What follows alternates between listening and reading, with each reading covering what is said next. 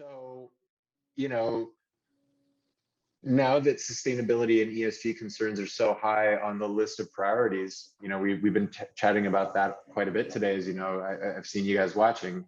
Um, what do companies need to do about, number one, the kinds of brand promises that they make and can keep? And then number two, how do they go about figuring out whether, what on the ground in the countries that they're going into is manageable? How can they manage it? How do they find it in the first place? How do they know when something is going wrong? So I think in this particular case, MediaMonks, where Kevin's from, is Marcom's and advertising company. Did I mess that up? It's also consulting. Yeah, I think it's all the stuff that Martin Sorrell loves to do.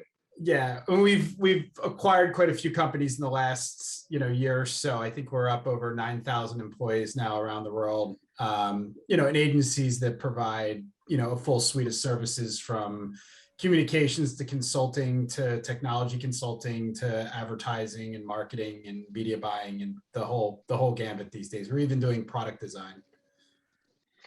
And Esri is a company that I'm surprised that you guys are huge. You were like the first ones on the scene with all kinds of cool stuff that I've geeked out about real hard. And so many industries use you, so many companies use you, so many governments use you for all kinds of things.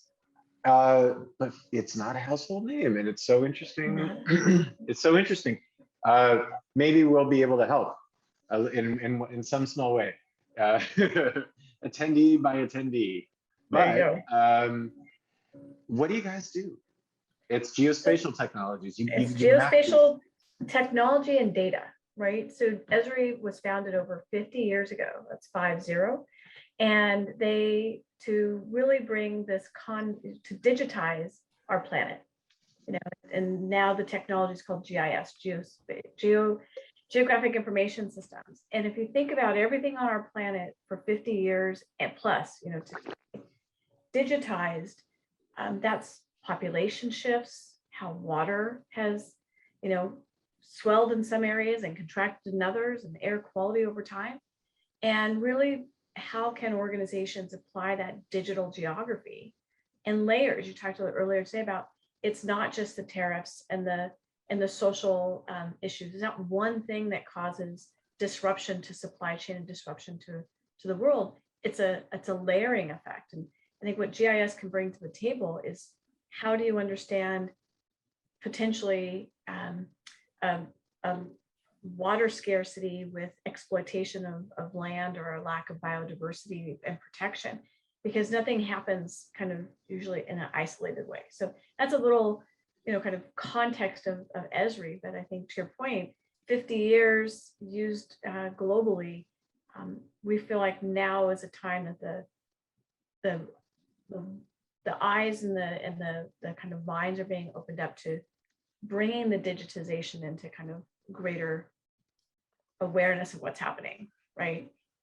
Absolutely. And she says layers. Guys, it's actual layers. Like it's the map with layers of data on it. And and so if you're looking at human rights abuses, trafficking in exotic animals, and where they're reported, or child labor law infractions, and where natural disasters happen in the communities and employees that were working in places near it where they live, all that stuff is available.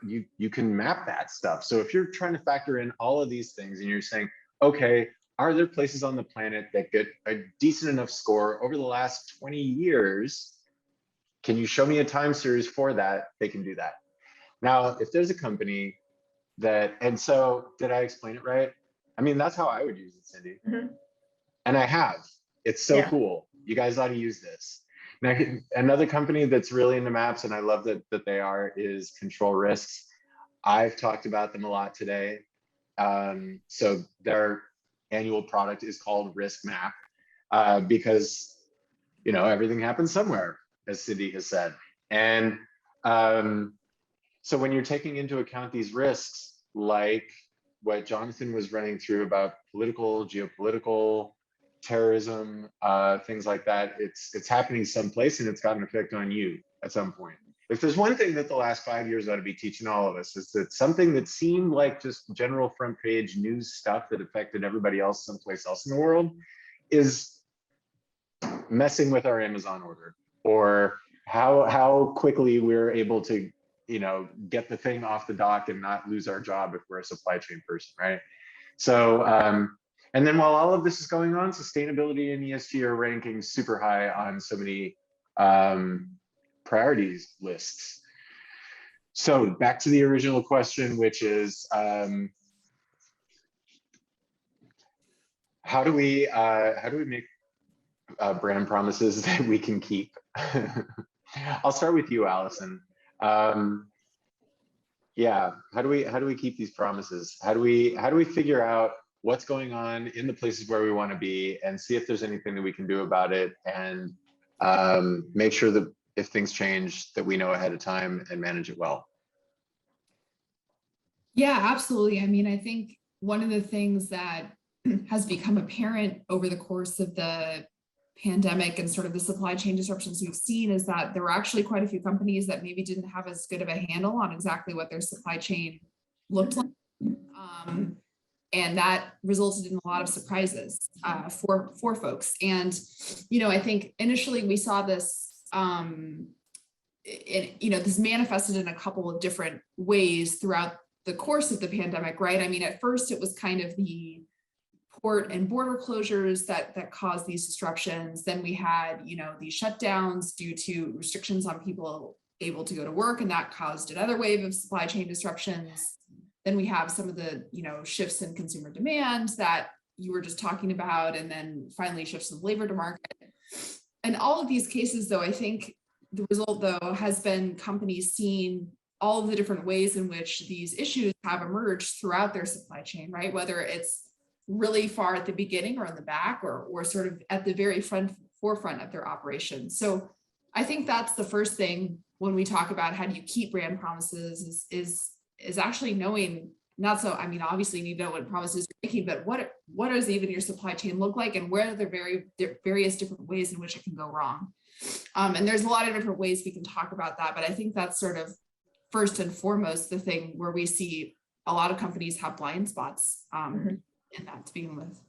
So when people experience something like this, and I've seen it myself, I was in our first year, we were talking about trade agreements and things like that, and everybody thought, Julian, why are you talking about these things? The world just works, right?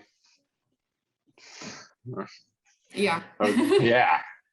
Yeah. So when you catch people in a moment like that, what do you tell them about, okay, I'm so glad you're curious about this right now. Here's what you do. Here's what's next for you and your company. Here's how you got to take everybody in your organization and help them through with the next steps. Yeah, I mean, I think, look, we've, even in this short conversation so far, right, we've mentioned everything from, operational port disruptions through to human rights, and now we're talking about trade deals, right? So I think that's a point in and of itself, right, is that we have all these different factors that are not just affecting the giant multinational companies anymore, they're affecting a lot of different companies across different sectors and of various sizes. So I think, what Jonathan maybe alluded to earlier around, geopolitics really becoming a thing that everyone, impacting all businesses, is something that they have to deal with. I think what we see companies doing, or what we try to encourage some of the companies that we work with to do, is really try to understand what are the issues that are going to matter most to us, both operationally in terms of our reputation, kind of map those out, and then think through different scenarios, identify sort of what are the drivers of those issues, and then think through different scenarios whereby those could change and how that would impact your operations. And I said that in a very sort of short, succinct way, but that can be quite an exercise depending on the nature of the business that you have. And it sometimes can be worthy of bringing in some expertise to help you kind of get at what those different issues are. I think, like you said, trade issues are ones that sort of seems for a long time, I think, to be only relevant to the people who worked in government and sort of those types of negotiations. But now we see with the tensions between the US and China, suddenly we have companies concerned that they might not have access to sort of IT equipment that they've been using for years, if those companies fall foul of the opinions of the US government or whatnot. So I think it's first and foremost that awareness, and then kind of mapping, not so much in the way that sort of Esri does it necessarily, but in terms of that's another really interesting way you can start to look at some of these issues, but really just kind of sitting down and seeing where these different things could potentially become an issue across your organization. And by doing that, it kind of, I think, helps to, I guess, allow you to think more carefully about what these different factors are and sort of how they might affect your strategy or planning going forward. So those are, I guess. So Allison, you and Kevin find yourselves, yeah. I mean, you and Kevin find yourselves in interesting moments. Like somebody comes with their hair on fire. It's either because they found out something that hasn't gone public yet and they call you, or it has gone public and they call Kevin. Yeah. Or hopefully they call Kevin too before anything hits the news. But like, it's you and Kevin, you and I have chatted about like you said yesterday, oftentimes it's because, they've made promises that they fully thought that they could keep, that they thought were true. And then, whoops, something changed without them knowing it, or they weren't aware of some part of their company. What does it take to get a thorough audit and view into the company? Let's make that a short answer, because I know that we've got some big companies on here and they probably know the answer. They probably know that it takes a lot for the exhaustive, thorough, deep dive. But like, what's your brief answer on like how do you get that process going? And the reason why I'm curious about what the medium and smaller sized companies would do, large enough to be doing meaningful international things where they can be thinking this way, is how do they do it too? But so large, medium, and small. And I'll start with you, Kevin. Yeah, so what I would just say on this, I mean, and I think it applies to whether it's a large company or a small company, but I think from a comm standpoint, the term that gets thrown around a lot is transparency, right? Like being transparent in your communications. I think what I find is, I agree with that. I think what I find is the challenge with that is sometimes the truth is really complicated and not something that the customer can necessarily understand, right? So, looking at what's happening in the auto industry right now, right? So, chip shortage, there's a shortage of cars. You've seen another number of car manufacturers come out and saying they're sticking to MSRP, they're doing this and that, but then there's this weird dealership relationship, and the dealers kind of have the ability to kind of do what they want, and they can mark stuff up, or they don't mark stuff up, but they add a $3,000 bed liner, or they add this to it, right? So, the stories, so people see like that $35,000 car I bought is now $47,000. Like, why? What's the disconnect? And for an auto manufacturer to tell that whole story about the dealer laws on a state-by-state basis and why that occurred is a very complicated story, right? So transparency can be hard in some cases. I work for, with a major airline that had a crisis that happened on one of their partner carriers, right? So even though it was branded their brand, it actually happened on a plane that was not their plane. It wasn't their crew, though their crew was wearing their uniforms and the plane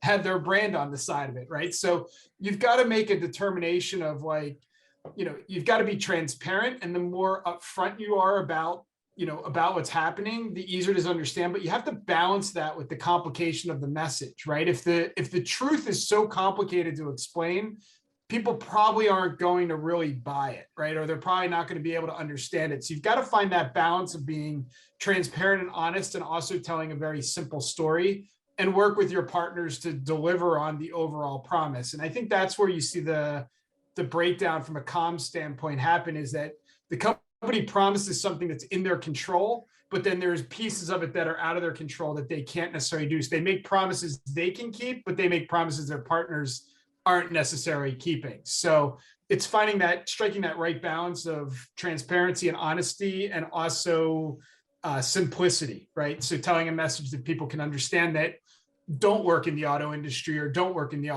airline industry, finding a simple way to convey that message. Yeah, and one of the things that like Jonathan mentioned earlier, Jonathan from Control Risks, was like going out and talking to your suppliers, anyone upstream from you that you got to be thinking about. You gotta go out and talk to them and ask them questions. And someone on the like deeper into the supply chain discussion here, you know, she just got done with like a 15-month audit of everybody. You know, what are your values? How do you see digital transformation, you know, changing the way that you operate in terms of robotics and so on? Like, you know, getting out and talking to everybody, that gets over the problem that I constantly mention here, which is that there are companies that can't, huge companies that ought to be able, you would think that they would have the ability to do this, and they can't, they don't, nothing that they can do about it right now. Could change for a variety of reasons, but they can't see past the second or third layer of their supply chain. And I mean, think about, you know, the OEMs, right? So Allison, you have anything to add to what Kevin said? Because I want to get into like mapping this and what Cindy's seeing on the data side too. Like, what do you think about that? I mean, I don't know that I have a lot to add to what Kevin said. I think that's all of the points he made are, you know, make sense to me, I guess. Though I'm not by no means a comms expert. But I think what you were saying too is kind of being aware of who your third parties are and where you're operating and just where those blind spots might be is something that I think we're encouraging a lot of the companies that we work to just be more aware of, right? And it doesn't necessarily mean, you know, you can take a risk-based approach to doing this, right? That's something that we encourage people to do who might have a lot of third parties that they're working with. You know, for example, looking at someone that is like several chains of separation away from sort of your customer or whatnot, you might not need to look at quite as carefully, but maybe if it's in a country that is, you know, red on one of our maps for integrity risks or corruption or these types of things, then maybe you do want to be taking a look at those companies in alignment with your values and whatnot. So I think that there's no one size fits all approach to these issues. And we understand that most companies won't have the resources to do sort of a full-fledged audit on every single third party that they have, which is why we really sort of encourage that risk-based approach. And then there's the matter of like sometimes like the beneficial values that you've got are horrifying to another country where you want to be doing business because that's their view on those values either doesn't exist. Like I got lectured to by an Indian advertising superstar, and he said, Julian, this idea of privacy, this is an entirely Western thing. Like nobody has privacy here. Have you ever opened up your computer in an Indian household? Like you're going to get 20 people standing behind you. And Kevin mentioned this about China yesterday as well, which is, you know, their views on how Americans think about privacy are just completely different. I think that educating in that kind of a context is very, very tricky. Do you see anybody out there communicating the complexities of the risk analysis world or what's going on with all the relationships between those things in Cindy's case? And then Kevin, like who's good at talking about this? Do you want me to start or do you want to go, Cindy? Yeah, that was a question to you, Kevin, and then I'm going to go back to Cindy. So I would just say, I don't think there's no one that jumps in mind that's doing a particularly great job right now. I think everyone's sort of caught in this, you know, this sort of game of sort of reaction, right? So they, they will, a company will edit a product that's going to China and there's backlash in the US market, and then they're apologizing to the US and defending themselves in China. It seems like we're in this constant cycle of where companies are doing things for a certain market and then there's backlash in the other market because of it. And they're in a constant state of reacting to it now instead of getting out ahead of it. Honestly, I haven't seen that many great examples of brands that are getting ahead of that right now. It's been very reactionary to date. So Cindy, you see kind of, I guess one of the things I'm curious about with you, Cindy, is that you see the relationships between things because they're all laid out spatially. You see the way that your customers and clients are using the various kinds of technology that you make, solving problems. What kinds of problems are they solving really, really well? And how are there ways that they use what you've got to tell their story about it? I want to build a little bit on Allison and Kevin as well, is that awareness aspect of it, right? Like so many companies were caught off guard, I would say unaware of the risks that already existed and the weaknesses that already existed in their supply chain when the pandemic hit. Like we already had a truck driver shortage. We already had a port congestion problem and labor problem on our air, sea, and land ports.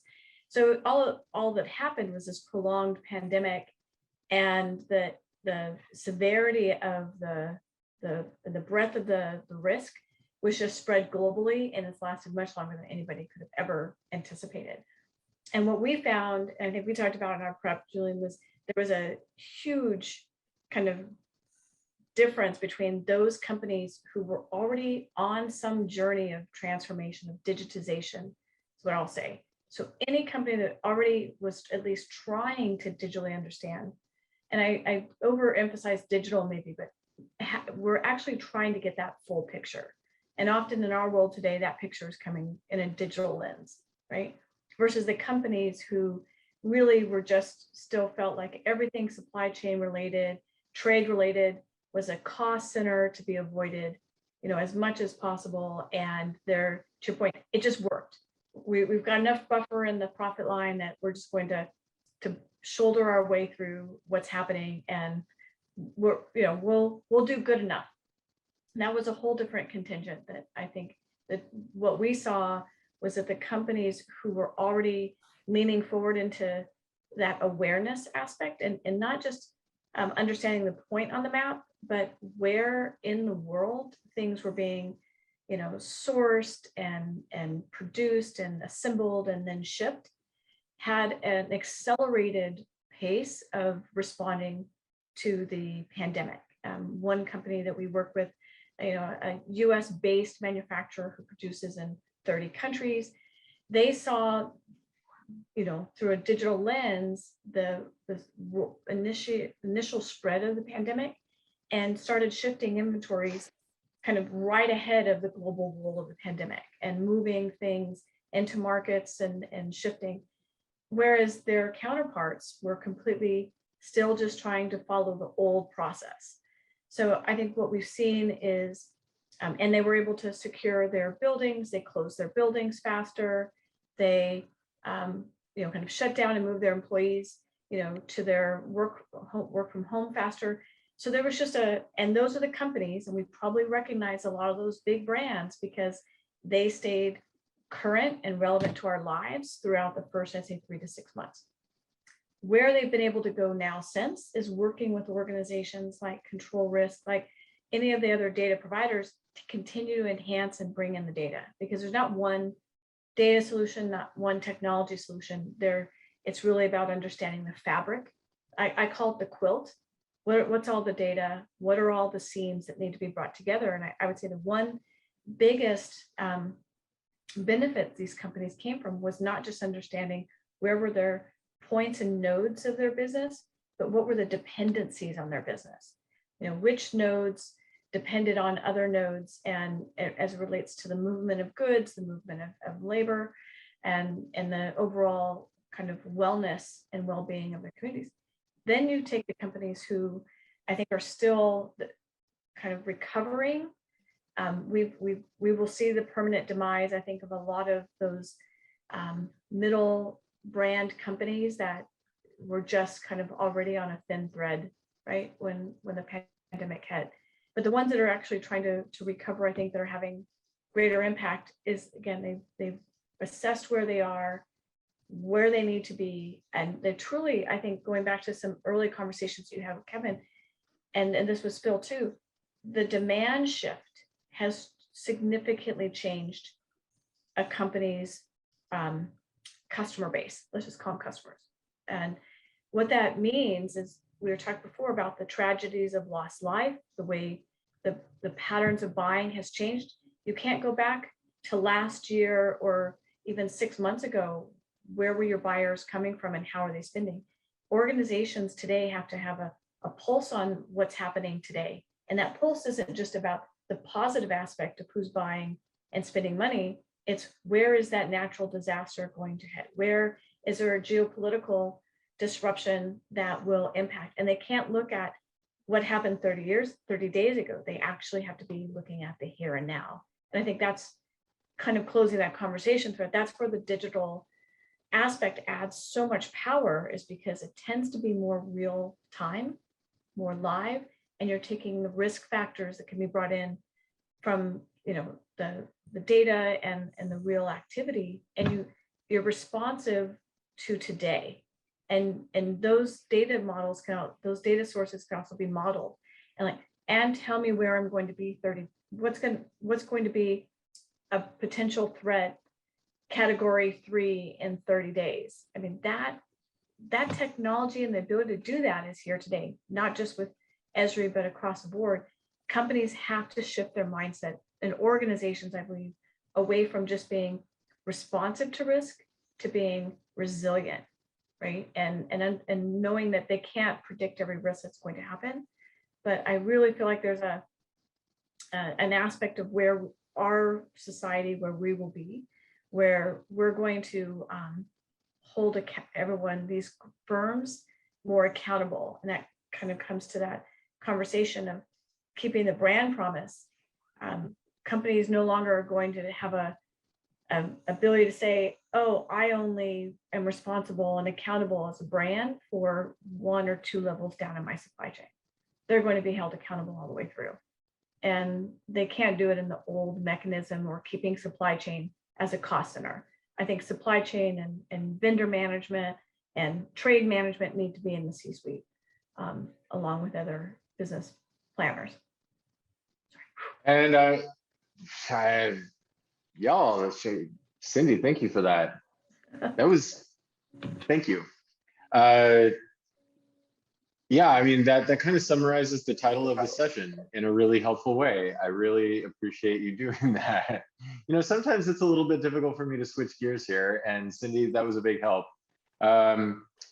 So I think with the last few minutes that we've got on this session, something that I think a lot of folks are curious about is, like, where do we go from here right now? Like, you know, having noticed all of these far-flung problems in various parts of the world arriving on our doorstep, like, what's next? You know, ESG is more important than it ever has been, thankfully. I think that that's a great thing. And supply chains, now that we're talking about them in the same sentence, like, what do we think these programs are going to look like a year from now, 2 years from now, 3 years from now? Allison, first. And we've only got a few minutes, and we've got a break. But Allison, do you have a quick thought on that? Yeah, I mean, I think we're going to see, I think, more standards and potentially regulations coalesce around some of these issues. To some extent in the US, but also globally, right? I mean, we've seen some recent laws in Europe around sort of human rights issues in supply chains and companies being responsible for that in Germany. And I think there's a real kind of, whereas it started maybe with sort of a social pressure to do these things and document and pay more attention to them, I think we're now going to see more sort of regulatory pressure in a way. And so I think companies are going to have to really not just pay lip service to these issues, but start to think much more concertedly around how they're going to assess and track these types of issues across their operations and supply chain. So I think that's the thing probably to watch in the year ahead. Yeah, there's been some research that's shown that it's better not to make a promise than to make a promise that you're not going to keep. What do you think, Kevin? Where are things going from here? So I really agree with something Cindy said at the end of when she was talking just then about supply chain sitting in the C-suite. So I can tell you from a comm standpoint, it's been fascinating over the decades that I've been in this business, how customer service, I think first became a real headache for the C-suite because companies that are in service-related businesses, as social took off, bad customer service became a real executive problem. And then you saw sort of IT become a real problem as hacks and things were happening. It became a real headache and a real problem from a comms and crisis management. And now I think you're seeing supply chain is the next one that's really cropped up, that's damaging brand credibility and impacting stock price and everything else. So it's interesting how I think the entire way the operational structure for a lot of these companies is going to need to change, is they need to factor in that their risks aren't what they used to be. Their risks are coming from IT, they're coming from customer service, they're coming from supply chain, which used to be like back office functions in a lot of cases, right? They weren't sitting in the C-suite, they weren't at the board table. And I think that's going to change going forward. I mean, it already has started to change, but I think supply chain is the new one that's really popped up in all this. What's your parting shot, Cindy? Parting shot. I mean, you delivered a walloping. I know, sorry, I get on my soapbox. So that was fantastic. Just real quick, so I also have the privilege of being on the board of the Sustainable Apparel Coalition. If you're not familiar with it, it's a coalition, well named, of 300 plus manufacturers, suppliers, and brands across the globe for textiles, apparel, and footwear. And I've been really impressed with that organization because they've taken so much of what they're all trying to do and around sustainability, around impact, both fair and safe labor practices as well. But I think it's this partnership or ecosystem that I think has the ability to scale, accelerate real change, right? That every single companies and they're creating a holistic assessment framework or a holistic infrastructure and ecosystem so that there's consistent measurements, consistent reporting on impact, and both for trade, for sustainability, for labor. And I think it's that level of partnership or collaboration with industry, with government, with policymakers, with NGOs that really is essential to making a difference, kind of impactful difference. Well, folks, thank you so much, all three of you, for joining me on this. And I'm very excited to see where all of this goes. I mean, Kevin, it was nice to hear what you had to say about what you've seen kind of breach the C-suite stratosphere. Which sphere? I don't know, the C-suite sphere. Because it's interesting, we've been hearing supply chains now as C-suite issue, and ESG is being talked about in every boardroom in America. Like, it's an interesting time. It's an interesting time, and thank you for your perspectives and helping us think it through. And I'm looking forward to the next one. Thank you, Julian. Really appreciate it. Thank you. Thanks, all of you. Thank you. All right. Bye-bye. Thank you.